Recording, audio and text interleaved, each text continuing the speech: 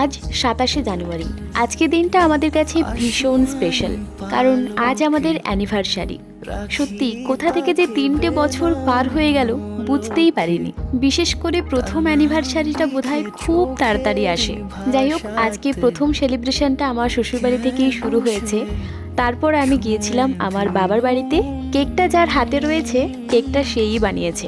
তোমাদের দেখিয়েছিলাম না কেকি মোমেন্টস। আজকে বাবার বাড়িতে আসার দুটো কারণ রয়েছে, একটা তো অ্যানিভার্সারি, আর একটা স্পেশাল কারণ হচ্ছে এই যে পুচকিটা দেখছো, ওরও আজকের একটা বিশেষ দিন। সেটা না হয় পরের ভিডিওতেই বলবো। যাই হোক, আসার সাথে সাথেই মা সবার জন্য মাজা নিয়ে চলে এসেছে। আর তার পরের ঘটনাগুলো, সেগুলো তো তোমাদের মোটামুটি সবারই জানা। একটা ছোট জন্মদিন কিংবা অ্যানিভার্সারি খুব বড় করে সেলিব্রেট করতে না পারলেও এই যে ছোট ছোট সেলিব্রেশন, সবাইয়ের একসাথে জড়ো হওয়া, এগুলোই আমাদের কাছে ভীষণ ভীষণ ইম্পর্টেন্ট। আমার বিশেষ দিনগুলোতে সবাইকে কাছে পাবো, এটাই আমি চাই।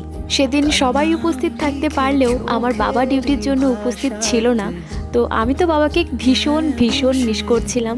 আর যারা সেখানে উপস্থিত ছিল, মানে আমার মা, ভাই বোন সহ সবাই, যারা যারা ওখানে উপস্থিত ছিল, সবাইকে আমি এই ভিডিও থ্রুতে একটাই কথা বলতে চাই, অনেক অনেক ধন্যবাদ আমার এই বিশেষ দিনটাকে এত সুন্দর করে তোলার জন্য।